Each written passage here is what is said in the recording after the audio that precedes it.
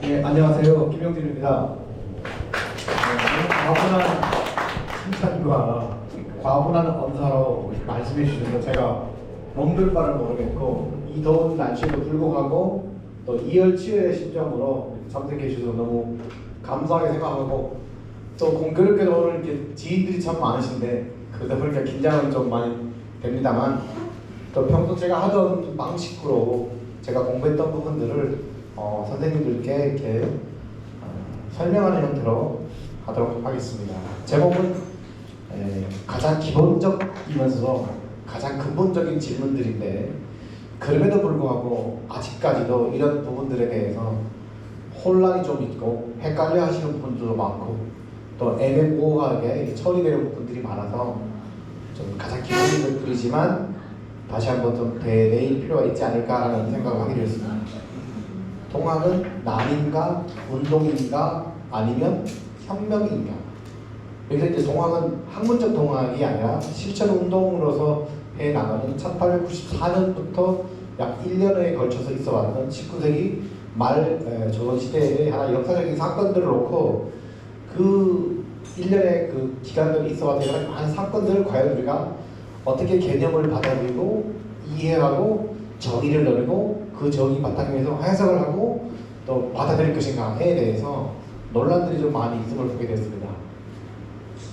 사실은 제가 이 제목을 잡게 된 것은 원래는 이거 하기 전에 지난번에 우리가 했듯이 수훈체제가 그 완성한 동경대전을 바탕으로 해서 설명을 했고, 오늘은 후속작이라고 할 수 있는 한글 가사체인 용담유선을 가지고 여러분들에게 좀 소개하고 설명을 드리는 방식으로 하려고 하다가, 지난 이제 그 6월 20일에 영해, 영덕 안에 영해인데 과거에는 영해가 더 컸죠. 그래서 학술 대회가 있어서 제가 초대를 받아서 그때 당시에 이제 학술 대회에서 발표를 하게 되었고, 발표가 끝난 다음에 플로어에서 질문들이 많이 들어왔는데 그 질문 중에 하나가 이제 과연 동학은 운동이냐 혁명이냐, 혁명은 또 뭐냐, 설명들이 요청이 있어 왔습니다. 그래서 제가 좀 착안을 해서 이런 부분에 대해서 좀 잘 설명을 드려야 되겠다라는 생각을 갖고 잽싸게 제가 공부했던 부분들을 바탕으로 새롭게 PPT를 만들었습니다. 이렇게 그 순서는 서론, 그다음 19세기를 우리가 역사적으로 어떻게 평가하는지, 서세 동정의 시대다 크게 보고, 그 다음에 오늘의 메인 이슈가 되는 동학은 남, 운동 아니면 혁명, 요거에 대해 설명을 드리고 결론을 내리도록 하겠습니다. 걸리는 시간 대략 한 60분 정도 될 수 있는데요, 빠른 속도로 하겠습니다. 지금 보여드리는 요거는 최근에 이제 출간된 책인데요, 제가 이제 공저자로 들어가 있습니다.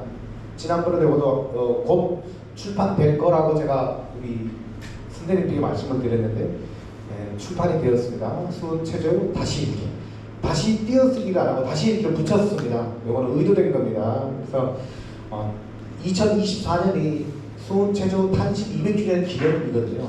그래서 그 기념을 해서 우리가 그냥 넘어가는 게 아니라 수훈체조에 대한 새로운 해석과 이해가 필요하지 않는지 학회 차원에서 발표를 하고 책을 만들기로 했는데,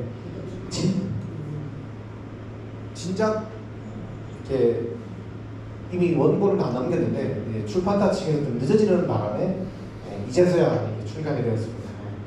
저는 공저자로 들어가 있습니다. 자, 요거는 바로 지난 6월 20일 맞죠? 저하고 남성찬 박사 같이 가서 영해에 가서 그쪽 지역에서, 우리 예천 지역에서는 예천군 척사라고라든지 합초전이 유명하다면 이쪽 지역에서는 신미암연시기, 그 다음에 새롭게 이번에 번역된 교남공정, 그 다음에 영해부 적병건축인데 그 기념해서 학술대회를 하게 되었고, 제가 그쪽 왼쪽 사이드에 있죠? 남박사님이 좀 계시고, 그래서 이제 이렇게 했다는 걸 소개를 드립니다. 끝나고 이렇게 같이 기념 촬영을 했습니다. 그 다음에 또 두 번째 날 기념식 참석하고 우리 식사를 마치고 우리 전 회장님하고 또 남 이사님하고 사진 한 컷 찍었고요. 자, 지금 이제 설명을 드리는데 이 지도를 보시면 빨간색과 파란색이 있는데 파란색은 이제 1차 공기, 빨간색은 2차 공기 봉기라고 보통 합니다. 2차 봉기는 9월 18일 전체 차원에서 이루어질 것이고 1차 봉기는 그 이전 시대에 외계 정읍에 가면 기념재단의 가장 공식적인 기록입니다. 사진으로 아니 지도상으로 나와 있는데 경상도를 이렇게 보시면 문경 선문 정투가 있고 예천 서정자 전투가 있는데 여기서 이제 포인트를 보셔야 될 게 영해 지역이 없다는 겁니다. 빠져 있죠. 경상도 지역 그 외에도 두 개밖에 많이 빠져 있어요 지금 굉장히. 그리고 대부분 보시면 전라도 지역에 집중되어 있잖아요. 그래서 저는 이제 동학 연구자들이 많이 있는데 이거를 저는 이제 문제를 지적하고 있는 거예요. 동학이 1860년부터 시작되어서 30여 년을 끌었는데 이게 지금 우리나라 그 정읍 동학 농민혁명기념사업 재단에서 주로 전라도 중심이지 않느냐. 경상도에도 충분히 동학적인 요소들이 많이 있고 혁명적 요소들이 많이 있는데 보시라고요. 많이 빠져 있잖아요. 방금 제가 말씀드린 영해 지역은 뭐 완전히 제외되어 있거든요. 영해는 1871년에 10년에 이필자를 중심으로 일어나는데 어쨌든 빠져 있다는 거지. 그래서 저는 앞으로도 계속 주장할 거고 이제 만들어 나갈 건데 이 동학농민혁명사의 역사의 타임라인이라든지 역사적 사건들을 새롭게 재정립해야 된다, 리모델링 해야 된다, 혹은 리메이킹 해야 된다고 생각하는데 어쨌든 이런 부분이 이제 문제식을 가지고 저는 접근을 하고 있습니다. 자, 그러면 이제 우리가 기존에 역사적으로 설명드리는 부분이 바로 19세기를 우리가 어떻게 이해할 것인가. 지금은 21세기인데요. 역사학자들도 마찬가지고 우리 역사관, 세계관, 관점 이게 들어가는데 그거에 앞서는 게 뭐냐면 역사적인 사실이거든요. 역사적인 사실, historical fact라고 하는데 이 팩트를 어떻게 넣고 해석을 할 것인가. 19세기를 어떻게 해석하고 이해할 것인가 라는 것입니다. 이것도 연구자들마다 다양하게 접근하고 있습니다. 선생님들 우리 신문이나 주변에서 많이 들어보셨고 이해하시다시피 뭐 뉴라이트 계열이다, 식민주의 사관이라든지 민족주의 사관이라든지 민중주의 사관이라든지 뭐 다양한 관점의 연구자들인데 그 연구자들마다 19세기를 다르게 이해합니다. 그래서 이제 그런 걸 좀 더 뛰어넘어서 한국, 이때는 한국이 아니라 조선, 일본, 중국 이 청나라 전체를 아울러서 이 시대를 19세기 서양적 관점을 또 좀 도입해서 서양의 관점에서 동양을 어떻게 볼 것인가. 이건 오리엔탈리즘이라고 하는데 보통 그래서 그때를 우리가 가장 밋밋하게는 서세 동점의 시대다. 서양의 세력이 점차 동쪽으로 몰려온다. 영어로 웨스턴 임팩트. 임팩트는 단어는 충격을 가한다는 뜻이거든요. 충격을 가한다. 서구 세력들이 아시아에 와서 우리에게 충격을 가해다. 서구 문명이라고. 그 서구 문명은 핵심적 키워드는 근대성, 모더니티. 우리가 너희들보다 더 잘 살아, 잘 먹고 잘 살아. 문명 우월론을 가지고 서양 애들이 우리 아시아에 넘어와서 충격을 가한 거예요. 그래서 우리가 그 공식 고유 명사로서는 웨스턴 임팩트라고 합니다. 자, 그렇고 보시다시피 이거 한반도를 놓고 보면 러시아, 영국, 프랑스. 여기 보시면 제가 일본이라고 적었죠. 일본이 여러분은 저 별로 안 좋아할 텐데 어쨌든 간에 역사적으로는 세계의 나라들 가운데 가장 제일 먼저 서구 서양 세력의 문명들을 받아들였죠. 1868년 우리 흔히 말하는 뭐라고 우리가 그래요? 1868년 명치. 예, 메이지. 예. 메이지 유신 혹은 명치 유신. 뭐 이렇게 김기태 선생님이 했는데. 예. 그 가장 먼저 서양 근대를 받아들이게 된 거죠. 그러면서 쪽발이 일본이 가장 낙후되었지만 서양 문명을 100% 받아들이면서 아시아에서 제일 먼저 앞장선 선두주자로서 근대 문명을 받아들여서 발전하게 됐어요. 가만히 있지 않고 결국 서서히 발톱을 들여내면서 대륙으로 진출할 계획을 삼았던 것이죠. 선생님 딱 아시는 얘기인데, 네. 그게 이제 진행이 되면서 1860년에 우리 조선의 방언은 어떠냐? 뭐 처절하죠. 네. 지금 그런 그림이고요. 이 보면 이 중국이에요, 중국. CHI 도로인데 수신들이라고. 차이나 중국조차도 보면 서양 세력들이 이 피자처럼 생겨가지고 중국을 어떻게 나눠 먹을래? 홍콩 넘겨주고 마카오 넘겨주고, 네. 베이징도 함락당하고 텐진주하고 맺고 그런 이 1800년대에 우리 조선은 어떻게 되었느냐? 한국 사회에서 가장 결론적으로는 지금 참 비극적 상황인데 영조 정조 시대는 굉장히 우리는 서양적 용어를 새로운 네오 르네상스 시대라고 할 정도로 우리 한국사에서 엄청난 발전을 보였던 시대죠. 영종조 시대 때. 근데 정조가 역사 공부하기 좋게 하려고 했는지 몰라도 우리 후손들에게 1800년에 승하를 해. 1801년부터 우리는 뭐라 그래? 19세기라고 그러죠. 정조 승하 이후에 바로 우리 역사는, 왕조의 역사는 확 기울어지잖아요. 순헌철, 태정태세 문단세 많이 놓으셨잖아요.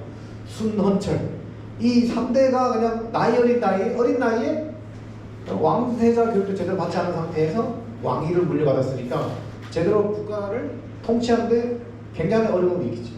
그래서 누가 끼어듭니까? 거기서 그 왕의 어머니들이 끼어들죠. 그걸 우리 뭐라 그러죠? 수렴청정이라고 해서.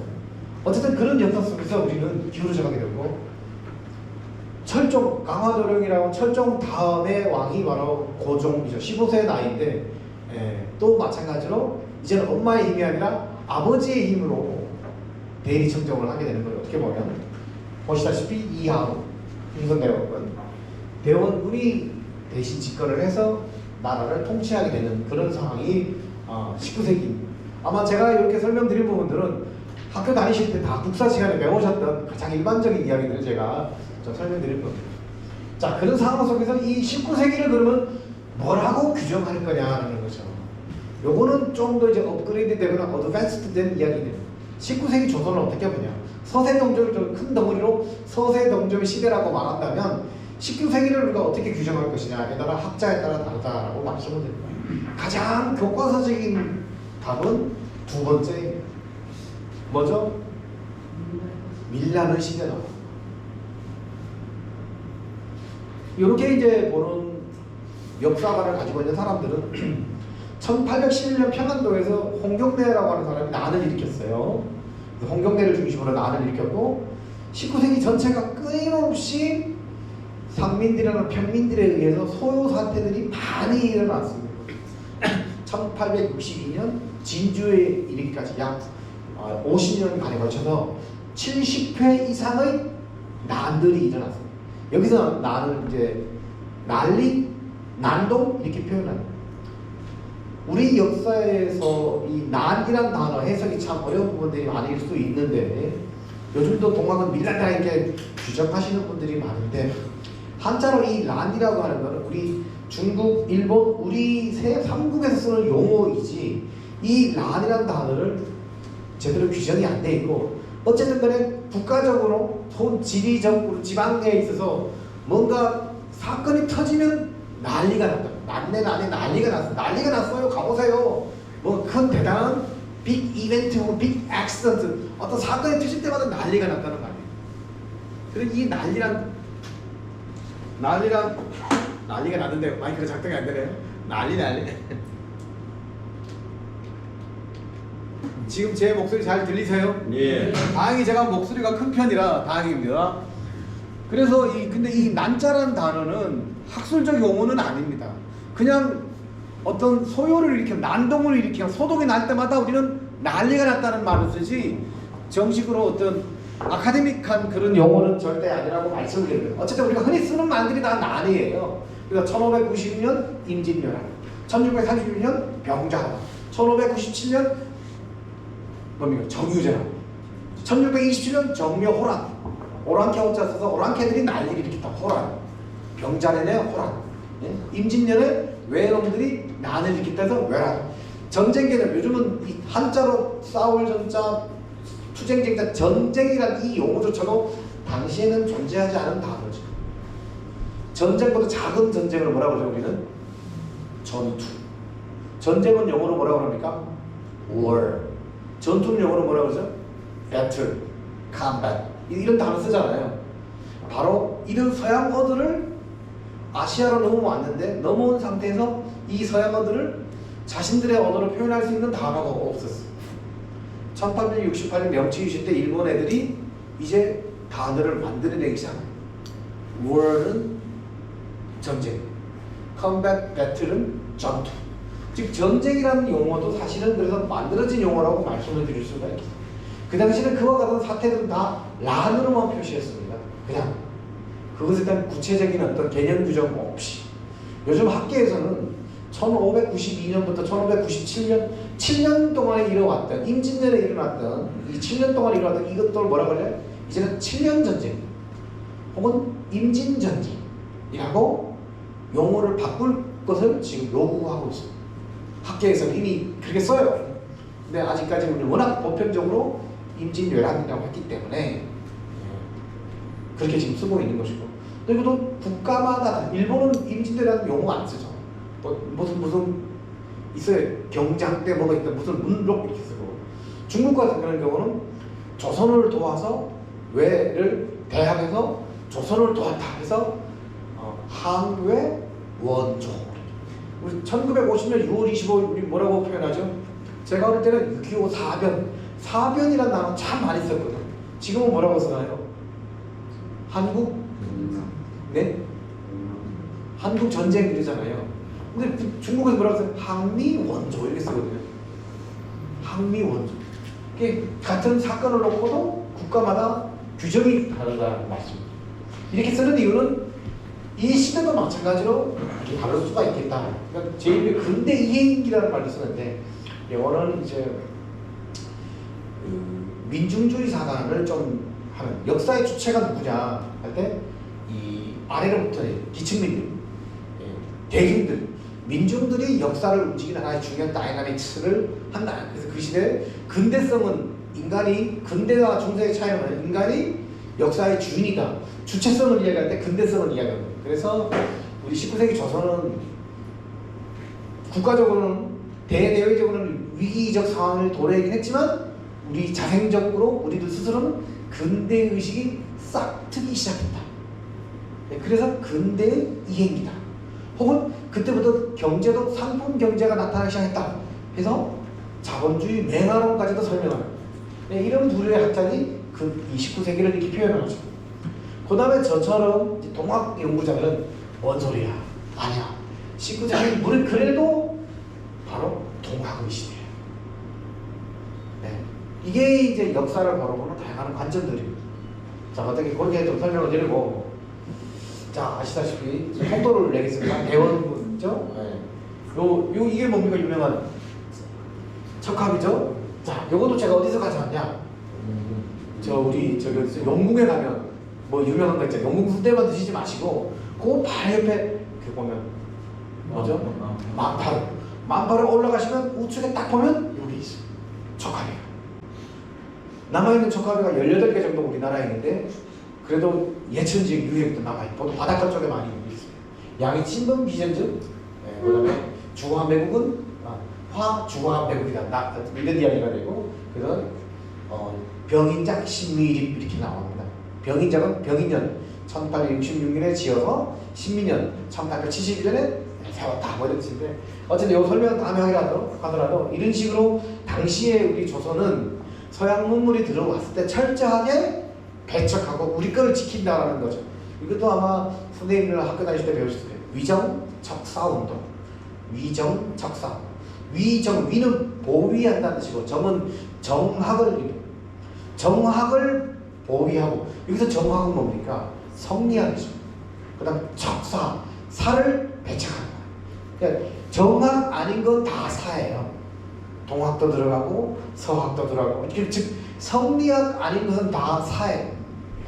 그래서 성리학만이 정학인 것이고, 이것만 지키는 것이고 나머지는 다 배척하는 그런 운동이 위정척사예요. 그래서 성리학 이데올로기 체제를 유지하고 근대 국가를 한다. 우리는 왕조 국가야. 무슨 근대 국가야. 군이 신강이야. 군이 신강. 군신유의고 말이죠. 자, 그런 상황 속에서 동학이 탄생합니다. 수훈체제에 의해서 동학이 탄생하게 되는데, 요 부분도 자세하게 설명하려면 시간이 많이 걸리니까 오늘은 그냥 간단하게만 훑고, 오늘은 중요한 포인트는 남, 운동, 혁명에 대한 얘기를 하기 위해서 제가 좀 밑밥을 깔아놓는다고 봅니다. 9세대의 봉건체제 혁파하고, 그 다음에 제국의 침략 세력을 극복하기 위해서 척의 반외세, 반봉건을 부르짖으려는 것이고, 이 사람들이 생각하면 민이 국가의 주체가 되는 근대 국가를 지향했다.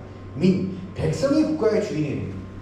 당신은 민은 백성의 주인이 아니었어요. 국가의 주인이 아니에요. 국가의 주인은 뭡니까? 왕이잖아. 그러니까 얘네들은 배은망덕하고 좌도가 되는 것이고 정이 아닌 거예요. 그러니까 쳐야 되는 것이. 이해가 되시죠? 바로 그런 싸움이 된 겁니다. 이 사람들은 평등을 주장했고 개혁을 이야기했고 민족주의. 지금 왜 해가 출력하는데 양반들은 손 놓고 있거든요. 말이 되냐? 척, 외양, 배척한다. 외는 일본이고 양, 서양을 배척한다. 철저하게 민족주의적 관점에서 우리가 지금 오늘날 당시에 활약했던 동학도들을 평가를 하는 거예요. 자, 그래서 이 사람들의 중요한 포인트는 뭐냐면 사람은 평등한 거예요. 모든 사람이 다 군자가 될 수 있어. 군자. 시천주처상 사인여천 인내천. 사람 섬기기를 하늘처럼 해라. 그 다음에 사람은 곧 뭐다? 하늘이다. 평등주의, 평등사상. 그래서 이걸 좀 더 나가는 오늘날 진보주의 지식인들은 우리의 민주주의는 서양 민주주의가 아니라 민주주의 근간의 그 중요한 요소들이 동학에서 왔다라고 이야기한다. 여기서 온 거죠. 네. 저는 그렇게 주장합니다. 동학은 저는 종교라고 보지 않고 보통 일선 유튜브라든지 책에는 동학은 우리의 네 글자. 동학은 뭐라 그래? 네 글자. 그러면 정답은 민족 종교라고 보통 말해요. 동학은 민족 종교예요. 저는 그렇게 보지 않습니다. 동학은 처음에 스타트는 학문이에요. 그래서 저는 동학은 K 학문이다라고 저는 주장하는 편입니다. 자, 이건 넘어갈 거예요. 이거는 넘어가서 넘어갈게요.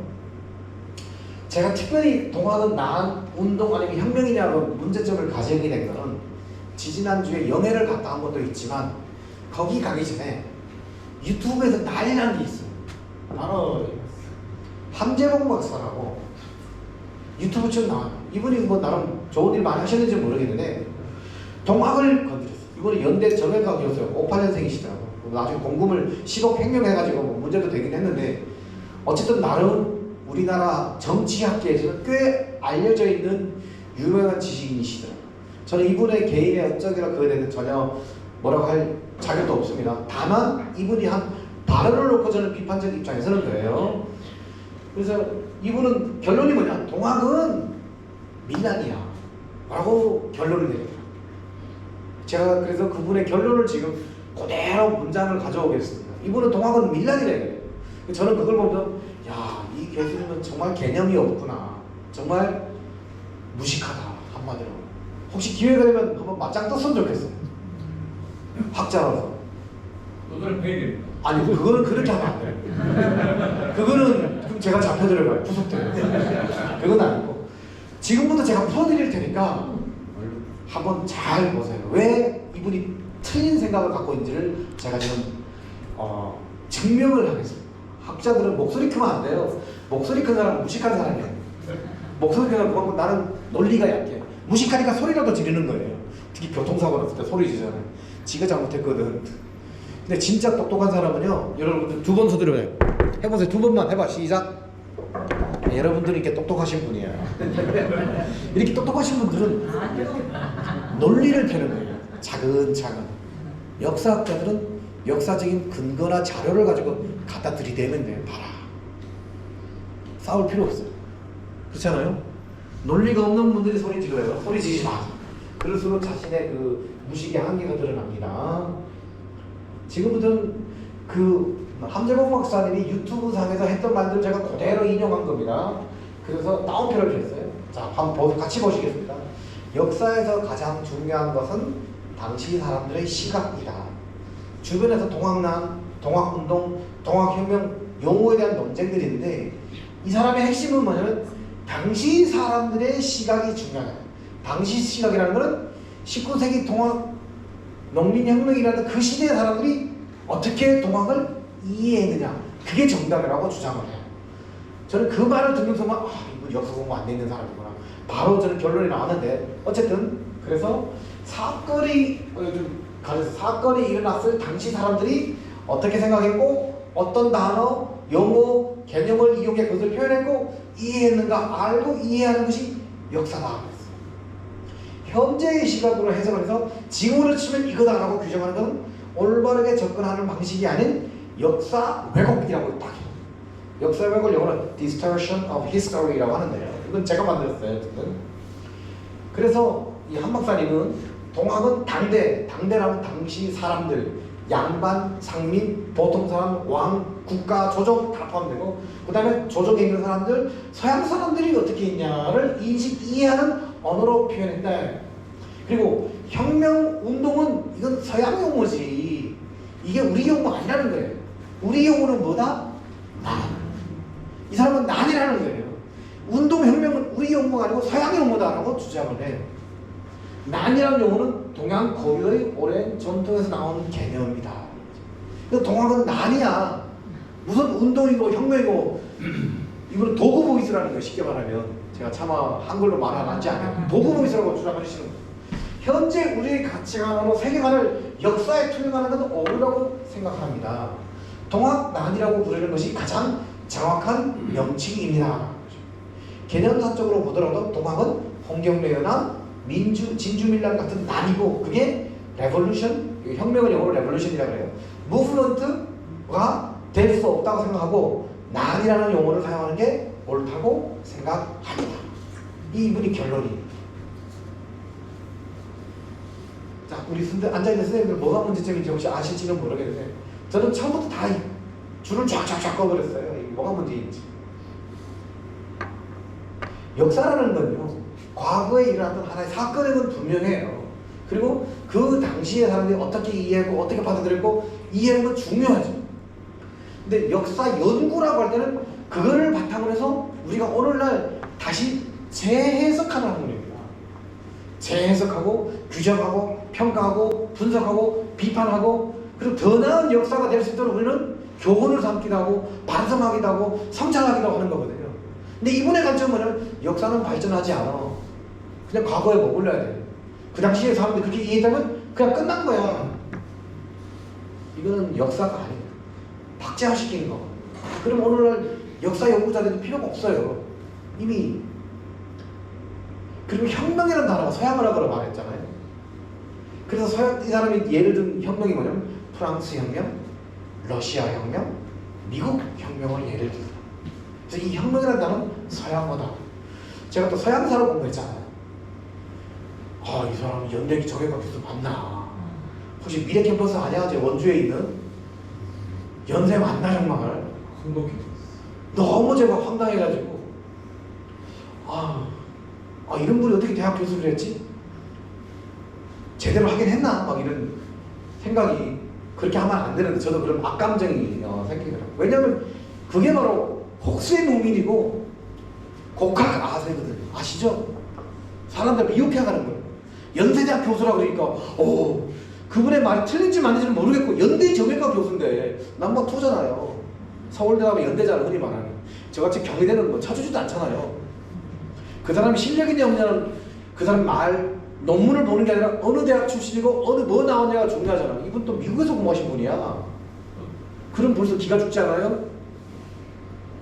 우리는 사회, 이게 바뀌어야 돼요. 이렇게 말하고 있더라고요. 혁명이라는 건 한자로 가죽, 혁자, 목숨, 명. 이 혁명이라는 단어가 우리 동양에 있었을까요? 없었을까요? 있었습니다. 있었어요. 근데 이 선생님은 서양어라고 말하죠. 물론 레볼루션이라고 하는 거는 서양어지. 근데 이걸 혁명으로 번역하는 게 아니라 혁명이라는 단어는 있어왔다. 어디에 있어? 저기 공자 친구 누구죠? 공자 친구? 시절부터 있습니다. 예? 맹자에. 그러니까 지금 나보다 잘 아니까 공자 친구 그러면 우리가 우스갯소리로 맹자라고 그러잖아요. 맹자의 혁명이라는 단어. 왕이 정치를 똑바로 못하면 왕을 갈아치워야 돼. 왕은 천자라 그랬어. 하늘의 아들이다 해서 왕은 하늘의 명을 받들어서 정치를 해야 돼. 왕도 정치라는 거지. 그래서 왕은 하늘의 명을 받아야 된다. 이걸 천명이라고 하죠. 천명을 받들어서 정치를 해야 돼. 근데 이 왕이 백성들을 위하고 왕도 정치 제대로 펼치지 못하면 왕을 갈아치워야 돼. 이 혁자는 가죽 혁자예요. 벨트. 왕의 디그니티, 왕의 파워, 왕의 크라운, 왕관을 의미해요. 왕이 제대로 못하면 왕을 갈아치운다는 뜻이에요. 그걸 뭐라 그래? 혁명. 있었던 용어예요. 다만 쓰지 않는 거지. 조선시대 와서 혁명이라도 안 쓰는 거지. 그런 걸 쓰는 것 자체가 뭡니까? 반역이라고 하죠. 반역. 혹은 역모를 꾀한다 그러죠. 우리 사극보면 많이 나왔잖아요. 반역을 꾀하는 분이. 그래서 콜라가 아니지. 검은 색깔 사자 뭐죠? 사약을 마시면서 끄 하면 한 잔 더 달라고 이렇게 하는 혁명이라는 안 썼을 뿐이지 글에는 나와 있다. 그러니까 잘못 알고 있는 게 좀 있어.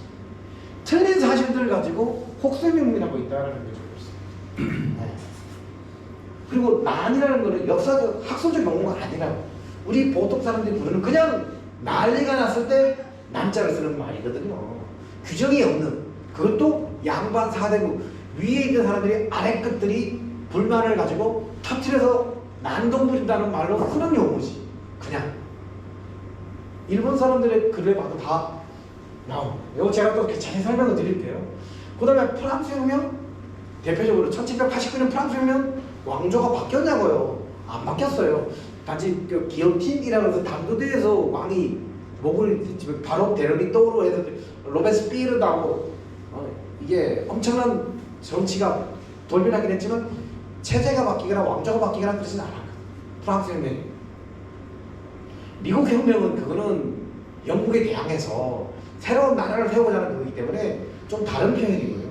그러니까 레볼루션이라는 개념도 이분이 제대로 이해하고 있지 못하지 않나라는 추측을 하게 해요. 그 다음에 여기서 홍경래나 민주주의자, 우리가 보통 흔히 밀란, 난이라고 하는 거는 지역에 한정될 때 난이라고 해요. 지역. 홍경래라는 평안도, 진주밀란은 진주 이렇게. 거기서만 일어나는 거예요. 그것도 인정투쟁. 즉 먹고 사는 게 힘들어가지고 그 백성들이 난리를 일으키는 거거든요. 이걸 난이라고 해요. 그럼 동학은 먹고 사는 게 힘들어가지고 지역적 단위에서만 반짝하고 끝났냐라는 거지. 아니잖아요. 우리 공부해봤는데. 이 예천 지역에 지금 유적들이 아직 발굴이 제대로 안 되는데 제가 다른 지역도 가보면 저 충청도 태안에 예천 사람들의 시신이 발굴됐어요. 쪽 있거든요. 그분 예천 사람이 왜 태안 갈 일이 뭐 있어요? 그 당시에. 그러니까 서로가 왔다 갔다 하면서 지리적인 지역적인 위치를 넘어서서 활동을 했다라는 전국주의 단위예요. 동학은 안 맞잖아요. 밀란이라고 흔히 말하는 밀란인 것도 안 맞잖아요. 그렇죠? 이 지역에 참가했던 동학 당시 조상들은 문경, 상주 이쪽 지역과 관련이 있고 강원도 쪽에서도 내려오는 거예요. 그러니까 예천이라고 이 지역에 국한되지 않았다는 거죠.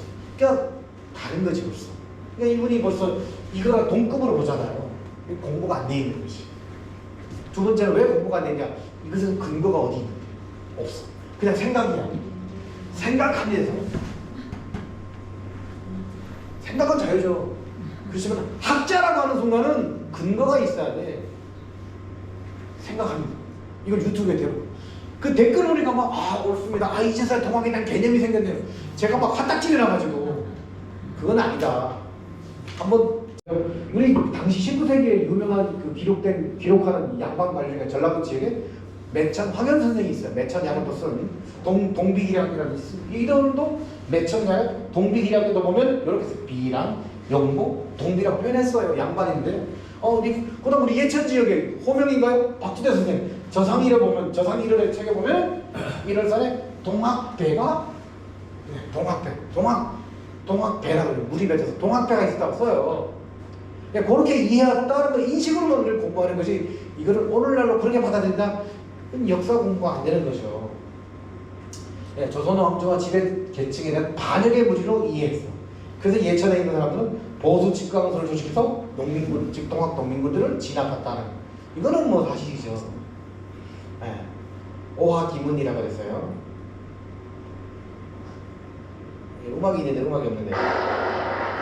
그럼 지금 이제 20세기 들어와서 우리가 동학을 어떻게 보냐? 연구자들이 이렇게 해석을 해요. 동학 난이 처음 됐다면 동학 농민전쟁, 갑오 농민전쟁, 동학 농민전쟁. 아마 요거는 선생님 이렇게 학교 다니실 때 이 중에 하나 더 갈 거예요. 여기서 농민 봉기 뭐 이렇게 없을 수 있는데 아마 학교 다니실 때 국사책에서 아마 다양하게 이렇게 배우셨을 거예요. 제가 이 시간 요것에 대해서 이제 또 하나하나 단어를 가지고 설명을 드리려면 오늘 밤새야 되는데 밤새실 자신 있으세요? 날도 더운데 그 시간 없으실 것 같고 간단하게 설명을 드리면 제가 또 영어도 가져왔잖아요. 이 밀란이라는 단어를 일본에서는 민요라는 단어를 많이 써요. 일본인 역사학자들, 그러니까 동학을 연구하는 일본 역사학자들. 그 다음에 당시 일제로 우리 곳곳에서 일어나는 역사적 사건들을 다 다 우리보다 더 잘 기록되어 있어요. 거기는 민요란 단어로 많이 표현돼요. 이거는 소요를 일으키는 뜻이에요. 영어로는 rebellion, insurrection 있어요. 그다음 봉기, 갑작스레 확 이러는 uprising이라고 표현해요. 아, 제가 좀 친절하게 했죠. 함재홍 박사님 이렇게 설명하면 참 좋았을까. 그다음에 기포, 요거는 이제 동학을 종교로 믿는 분들이 연구자가 있어요. 동학이 나중에 어떤 종교로 바뀌죠? 천도교로 바뀌어요. 천도교. 그쵸? 천도교 신자들은 기포라는 단어를 많이 써요. 이것도 자세한 것들은 다 해요. 그 다음에 작변, 고변 이렇게. 이거는 사전에 모의했는데 발각이 되어서 탈로가 났을 때 우리가 작변 혹은 고변이라는 단어를 써요. 몰락한 양반들이 상민들이 이끌고 무장을 해가지고 투쟁을 벌이는 경우 있어요. 그때는 그 병난이라고 합니다. 그 다음에 혁명이라는 단어가 나더라고. 그 다음에 전쟁. 그러니까 같은 사건을 놓고도 용어도 다양하고 또 그 용어를 바탕으로 해석도 다양하다. 우리가 민주주의라고 할 때는 다양성을 존중해줘야 돼. 기본적으로는 다양성. 제가 또 영어로 가져왔어요. 아까 동비 비자를 밴드라 밴드. 그다음 밴지트라는 도적. 동학은 옛날에는 영어로 이스턴 러닝 했다가 지금 이스턴 러닝 틀렸다고 해요. 이제 안 써요. 그냥 고유명사로 동학. 옛날에는 대문자 D를 했다가 요즘 T자로 많이 써요. 통학으로. 동학. 릴벨리언하고 동학 밴지트. 이게 이제 쉽게 말하면 아까 동학 난이라는 걸 영어로 옮긴 거예요. 그다음 동학 페전트 업라이징, 동학 농민 봉기 뜻이고요. 동학 페전트 레버링, 동학 농민 혁명. 이 두 개를 아마 가장 많이 오늘날 활용되는 걸로 알고 있습니다. 자, 그러면 이제 제가 역사적으로 동학이라는 용어들이 어떤 식으로 변화되는지 설명드릴게요. 옛날에는 밀란이고 반란이었어. 그러다가 혁명을 하고 요즘 많이 쓰잖아요. 옛날에는 동학은 역사에 들어가지도 않았어요. 야사에만 존재했었어. 그다음에 이제 정사로 들어갔죠. 자, 지금 시대별로 이제 나눴어요.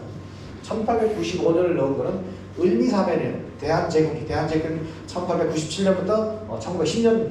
그때는 밀란, 동비의 난이라고 많이 표현되었고 일제강점기. 일제강점기는 1910년이죠. 제가 생일이 8월 29일인데요. 저는 생일을 못 잊어요. 어떻게 하다 보니까. 왜냐하면 그때가 경술국치의 날이에요. 그래서 어릴 때부터 안 잊어버렸어요. 경술인의 나라를 빼앗긴 치욕이다.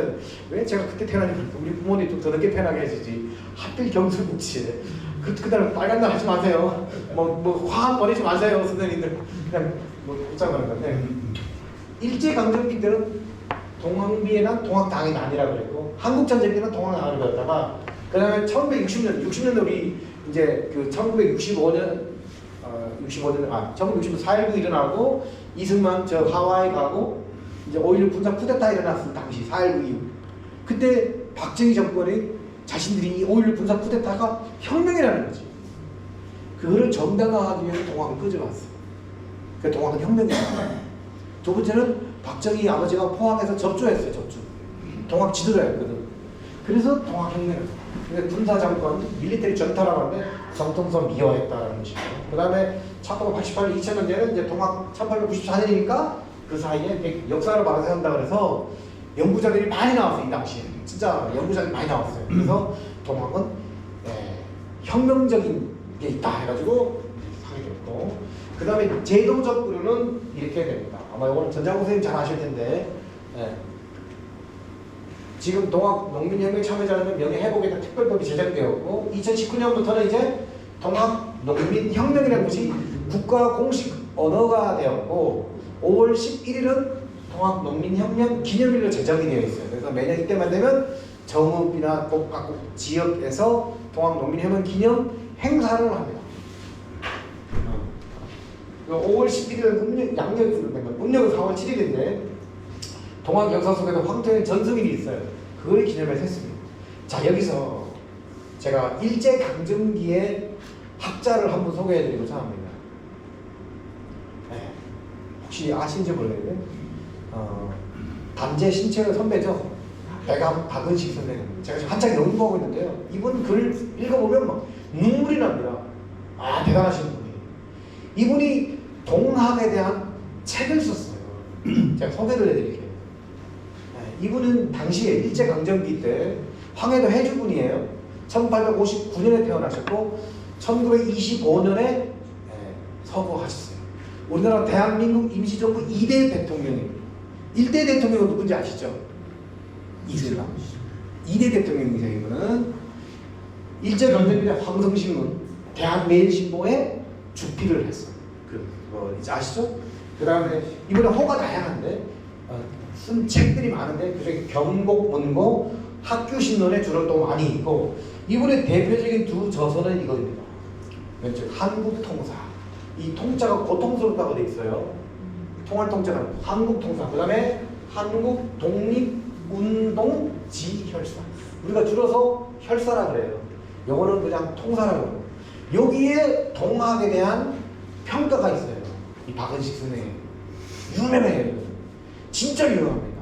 이거 어디 가서 못 듣는 이야기를 제가 처음으로 우리 선생님 앞에서 오픈해드리는 거예요. 자, 이분이 이때 당시 이분은 양반이에요. 대단한 글 공부 잘하는 양반이에요. 이 사람도 동학을 경험했고 당시 동비들이 동학당, 동비, 그다음 맹지 치치라고 했어요. 동학의 무리들을 맹지 치치라다는 살던 곳을 떠나 다른 지역을 떠나 유민이라고 했고 이 사람들의 말은 요원, 그 다음에 혹중, 우매, 그 다음에 악에 빠지는 무리다. 이 동학하는 사람들은 요사스러운 말을 하고 있고 민중들을 미혹되게 하고 있고 어리석은 사람들이야. 그리고 빠질 함자 장소 악에 빠진 사람들이야. 동학하는 사람들은. 즉 양반 출신으로서 박은식 선생이 한국통사에 이렇게 기록을 했어요. 한국통사 1915년에 기록했거든요. 상하이에서 썼어요. 내용은 48년의 역사를 썼는데 제가 이거 다 근거를 가져왔어요. 근거를 이렇게 가보동학 지란 안이라고 가보동학의 란. 그 다음에 60장의 동학 민족 종교. 동학은 가보동학의 난이고 민족 종교라는 표현을 이분이 하신 거지. 자, 그리고 5년이 지났어요. 1910은 1920년이죠. 1919년은 뭐가 있었죠? 그렇죠. 3.1운동. 우리는 또 혁명이라고 했어요. 3.1운동 때 이분이 그걸 경험한 거예요. 상해에서. 우리는 도저히 일본으로 독립을 못하나 보다 고민하고 있는데 3.1운동을 멀리서 보면서 그래, 할 수 있어. 우리도 반드시 외세를 물리치고 우리가 자주 독립으로서 주권을 회복해야 돼. 우리 한국인들의 얼과 혼을 이분이 간파를 합니다. 우리도 할 수 있다.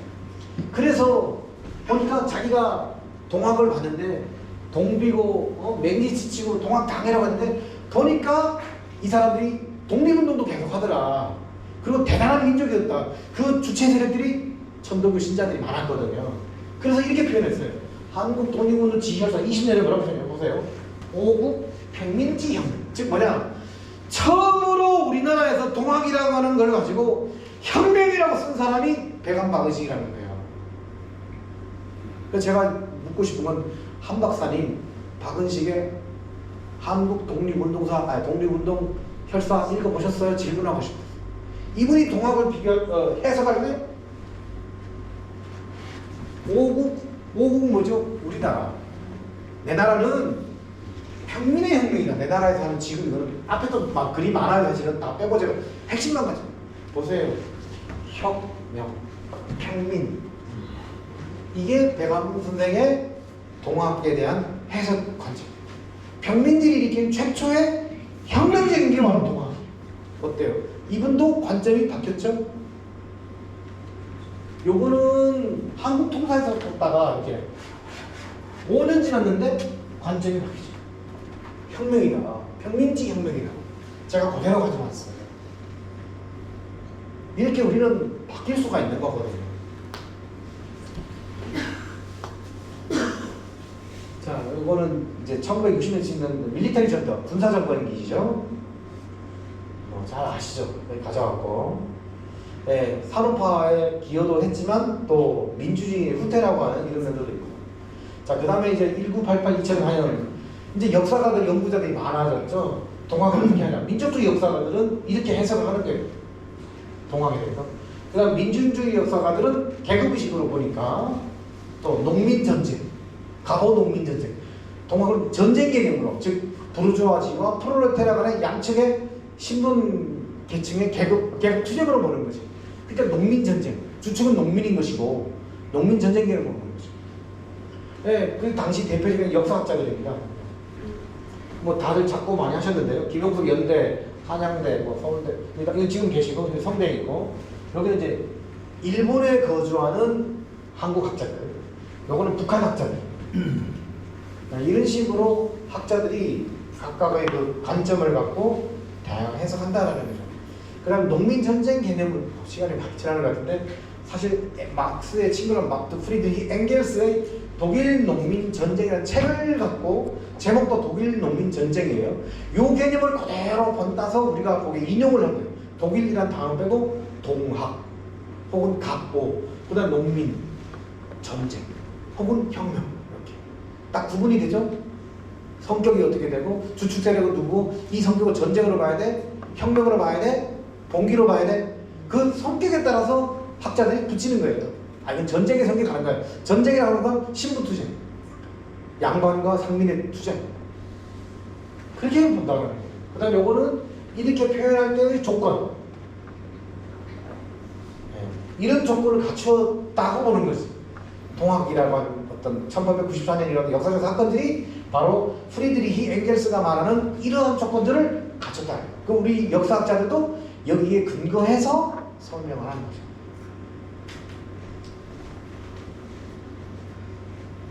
그 다음에 이건 좀 다른 측면, 우리 사발통문을 좀 설명드리고 싶은데 1970년 1월 7일 동아일보 기사에 나왔는데 이게 사발통문이에요. 죄송합니다. 사발통문 유명해요. 사발통문 지금 막 한자와 한글 막 섞여 있는데 사발 모양으로 이걸 제가 다시 이렇게 가져왔는데 20명이 역사학자들은 이렇게 근거를 갖다 드린다는가 이해가 되시죠? 난리가 나네. 그러니까 당시 사람은 무슨 대단한 사건이 터지면 다 난리가 났다었지. 사실 동학난이라는 것도 그 당시 사람들 동학난으로 이해하는 거 아니에요. 동비들이 난리를 일으켰다고 하지 무슨 동학난을 일으켰어. 승정원 일기, 고종실록 거기도 동학난은 동화는 없어요. 남방사가 더 잘 아실 텐데 동도로 표시되어 있지. 동도. 동학을 믿는 무리들 동도라고 표시되어 있지. 그럼 동학난은 어디서 왔어? 일본 애들이 붙인 거예요. 근데 동학난이 맞습니다. 그러니까 한 박사님의 견해가 저는 unbelievable, 믿겨지지가 않는 거예요. 근데 보통 시민들은 한 박사라고 하는 유명세 때문에 그런가 봐요. 아마 도울 선생님이 맞다고 그러세요. 그냥 100% 받아들이실걸요? 그러시면 안 되는 거예요. 사람은 다 틀릴 수가 있습니다. 오류가 있습니다. 저도 마찬가지. 항상 나름 진리를 탐구하고 하지만 저도 항상 틀릴 수 있고 오류가 있을 수 있다는 거에서 한 발짝 물러서 항상 인정하려고 그러는 거예요. 이렇게 이제 쭉 이게 사발통문 내용들이거든요. 그러니까 이런 내용들을 봤을 때 단순한 밀란이 아니겠죠. 아까 밀란은 그 지역적인 한계가 있고 또 인정투쟁, 먹고 사는 문제거든요. 근데 사발통문만 봐도 먹고 사는 문제가 없어요. 보면 여기 보시면 제일 마지막 전주역을 함락하고 경사 직현. 경사가 어딜까요? 한양. 비전이 있잖아. 비전. 이게 밀란으로 치부할 수가 없다는 거예요. 사발통문만 봐도 이거는 밀란이 아닌데 그래서 한 박사님 사발통문 읽어봤나? 라는 의구심 맞았어요. 일부러 가져왔어요. 그 다음에 이거는 그 무장, 그 고창, 지금 무장기포 할 때 동학 통도 그 무장기포 빠졌는데 앞에 쪽에 있는데 무장 동학 포고문이에요. 보십시오. 여기 내용 보면은 아까 프리드리히 엥겔스 동학 농민 전쟁처럼 그런 어떤 안들이 나와 있어요. 탁탁탁 명령 체계가 나와 있고 지시사항이 나와 있고 우리가 이렇게 하는 거에 대한 어떤 정당성을 글로 표현해 놨어요. 이게 밀란일까요? 아니잖아요. 벌써 제가 그 반론을 제기하면서 이런 근거 자료들을 우리 선생님들한테 보여드리는 겁니다. 근거 그 다음에 여기서 보면 2004 2월분인데요. 뭐 이런 것들 그 다음에 하면 있는데 그 다음 여기도 보면 동학농민혁명 참여자단 명예회고라는 특별법도 이렇게 만들어졌죠. 이렇게 딱 근거 자료에 입각한다라고 말씀을 드립니다. 결론을 이제 제가 내려야 되겠습니다. 역사를 잊은 민족의 미래는 없다. 우리가 역사를 연구하는 과정에서 제일 왼쪽 뭐죠? 미화. 오른쪽은 자꾸 선생님들 다 아시면서 틀릴까봐 말씀 안 하시는 건데 편마. 편마가 뭘까요? 요즘 편하라는 단어가 있고 편회라고 하는 단어도 많이 쓰는데 이거를 막 섞어 쓰시더라고요. 연구자들처럼. 편하하고 편회가 좀 다릅니다. 편회는 사람의 인격을 깎아내리는 편회한다고. 편하는 이런 사건들을 가치를 떨어뜨리게 평가하는 것을 편하라고 하죠. 근데 이걸 막 혼동해서 알고 쓰는지 모르지만 막 섞어 쓰시더라고. 잘못을 해. 아, 우리 선생님은 편회하셨어요. 아니, 편하다 맞아요. 요즘 제가 서양사는 주로 영어 외국어를 많이 하는데 한국 사람보다 보니까 한자 공부를 많이 하게 돼. 해독을 계속 해야 되니까. 아, 우리 중국식 한자지만 한자이긴 하지만 이 참 되게 아름답구나 하는 생각을 갖게 되는데요. 이거는 무슨 뜻일까요? 예? 왜곡. 예, 왜곡이죠. 제가 이번에 새로 충격을 받은 게 이 글자예요. 분류해서 보십시오. 발을 정자예요? 아니면 글자예요? 전 처음 봤어요. 외국에는 한자는 아는데 따로 해서 보면 또 신선하게 다가오더라고요. 발을 정자에 아니면 글자죠. 바르지 않고. 이거는 뭡니까? 굽이는 거죠. 이걸 왜곡이라고 해요. 바르지 않고 곱게 하는 왜곡식. 직선이 아닌 굽히는 거. 영어로는 그냥 전 단어만 외워요. distortion. 뭐 어원, 물론 어원도 있고 접두사, 접미사 영어도 다 있긴 하지만 안 다가와요. 그냥 단어로만 외웠는데 한자로 왜곡한 순간 의미가 신선하더라고요. 아닐 글자에 발을 정쳤습니다. 왜자가 그다음에 곡. 그래서 우리가 미화해서도 안 되는 것이고 편화해서도 안 되는 것이고 왜곡해서도 안 되는 것이고 이건 제 가치관입니다. 철저하게 저는 역사주의입니다. 영어는 히스토리시즘이라고 역사주의지. 뭐냐면 철저하게 사료에 기반한 역사적 사료에 기반한. 그래서 유명한 19세기 독일 역사가 레오폴드 폰 랑케가 있는데요. 그분의 유명한 명제가 있어요. 제가 독일어를 전혀 몰라요. 저는 불어를 좀 합니다. 제2외국 불어를 했거든요. 불어가 좀 쉬워요. 왠지 아세요? 불어 이렇게 쉽더라고요. 불면 되니까. 근데 독일어는 되게 복잡해요. 불어 쉽잖아요. 근데 유일하게 제가 아는 독일어는 요거예요. Wie es eigentlich gewesen. 뭐 뜻은 제가 이거는 뭐냐면 요거예요. How it really happened. 어떻게 사건들이 발생했는가. 있는 그대로 역사. 가감하지도 말고 정치 색깔 끼워넣지도 말고 그냥 있는 그들을 가장 공평하고 객관적인 역사를 나름 추구해보자. 저는 역사주의자예요. 그래서 제 기도는 불편부담. 이 편자를 기울여지는 거예요. 어느 쪽 편도 들지 말고 어느 당도 빨간색, 파란색, 노란색 아이고 하지 말고 그냥 저는 역사주의자로 갑니다. 제가 학교 다닐 때 대학 다닐 때 도서관을 중앙도서관을 많이 이용했어요. 중도주의자예요. 그래서 어쨌든 그건 각자의 생각들이고 저는 이거를 지향하는 편이에요. 가급적이면. 그러면 누구 편도 안 되기 때문에 저는 뭐 편해요. 한쪽 편을 둔 건 내 편이 대통령 됐으니까 저도 리스트에 올라가 있어요. 그럼 이제 잘 되지. 정권이 바뀌면 어떡해요? 전 탄압받게 돼 있어요. 옳고 그름을 떠나서 그냥 가는 거예요 쭉. 하여튼 뭐 저는 그렇고 우리 선생님들께서도 뭐 계속 역사에 관심 많으시겠지만 제일 근거는 누구의 말이 중요한 게 아니라 그 말에 앞서 역사적인 사료가 뭐라고 말하고 있는가를 먼저 봐요. 저도 제가 한 박사님을 좀 비판적으로 보긴 했지만 그 근거를 제가 사료를 갖다 보여드렸죠. 보십시오. 이런 게 있지 않나요? 보세요. 다르지 않습니까? 하는 거죠. 예, 어쨌든 저도 부분적인 설명에 불과합니다만 그렇게 생각하고 제가 지향하는 바는 역사는 생의 교사란 말이에요. 그 로마 시대 철학자인 키케로라는 사람이 있어요. 이스토리아 마기스테로 비타이라고 하는데 역사는 거울을 삼아요. 그 잘된 역사는 우리가 받아들이고 잘못된 역사에 대해서 우리가 반성을 하고 성찰을 하고 다시는 뼈아픈 실패의 역사가 반복되지 않도록 잘된 거는 우리가 본을 하고 저는 좀 나이브하게 생각하는 편입니다. 자, 그 다음에 요거는 작년에 우리 같이 찍었던 청소년 수련관에서 찍었던 여기 우리 멤버들이에요. 예, 감사합니다. 여기까지 하겠습니다. 예, 그 라이트 좀 도와주시겠습니까? 혹시 여기 앉아있는 선생님들 가운데 의견들이 있으시거나